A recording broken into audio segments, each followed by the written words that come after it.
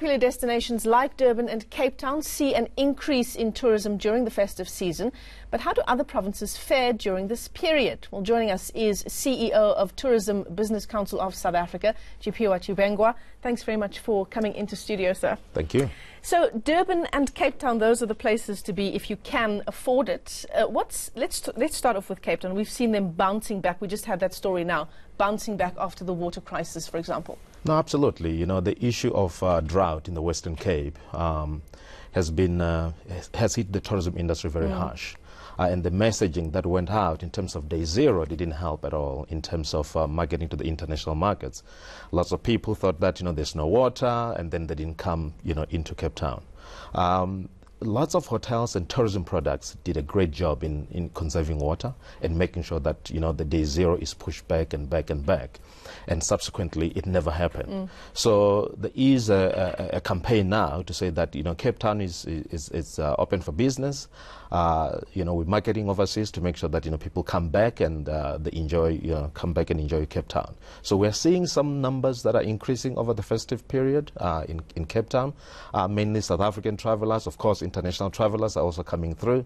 So it's a positive sign, and it's going to be a long road to recovery. Yeah. But we're seeing positive signs now. I mean, Cape Town, you need to do so little to market Cape Town as a city. It's just gotten an award, I believe, the best city to visit in the world.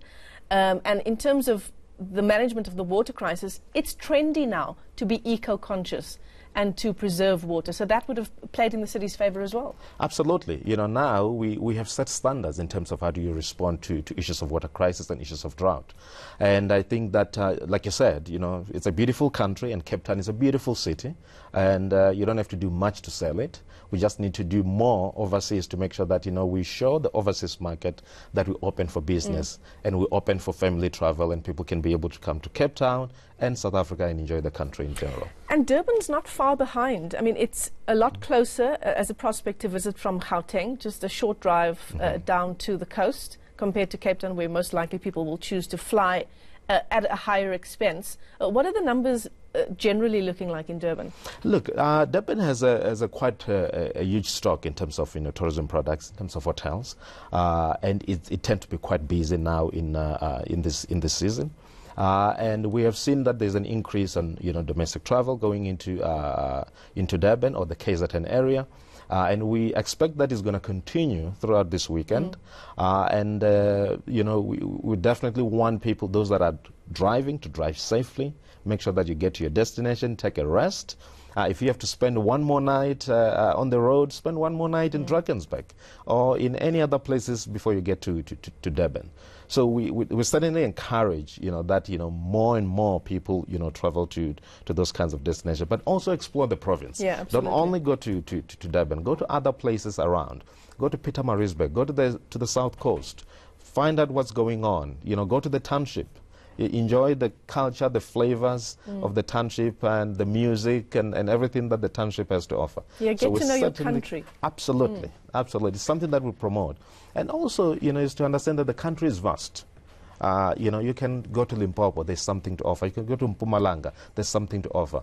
We have everything for everyone, and we certainly want South Africans to travel their own country, go and enjoy it. So that when international travelers come here and when we encounter them, we're able to tell them, hey, have you tried this township? Have you tried this culture? I have been there. Yeah, so we need to do more of that. Are we seeing an increase in domestic travel? We've been talking a lot about the economic downturn.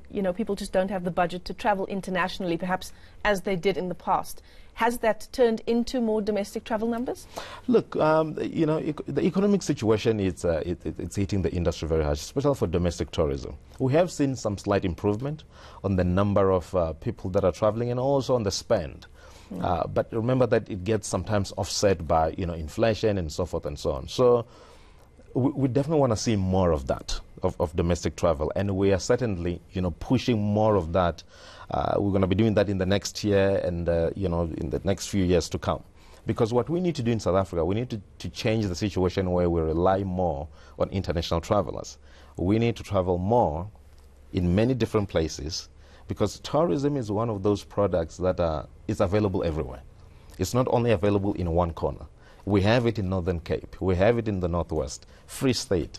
So we're trying to open up that space to make sure that us as South Africans, and we as South Africans travel more. And obviously, when it comes to the issues of cost, we have various products. You know, if you talk about accommodation, you've got B&Bs, you've got 1 to 5 star, you know, hotels. So you've got different price points. For any pocket. So anyone who wants to travel, whether you want to backpack, we've got backpackers that are graded, that you can go there and then you're assured of the quality that you're going to receive when you arrive there. Okay, fantastic. Well, thanks very much for taking the time and coming to speak to us here on Morning News today. Tshivhengwa is the CEO of the Tourism Business Council of South Africa, joining us in studio. Just taking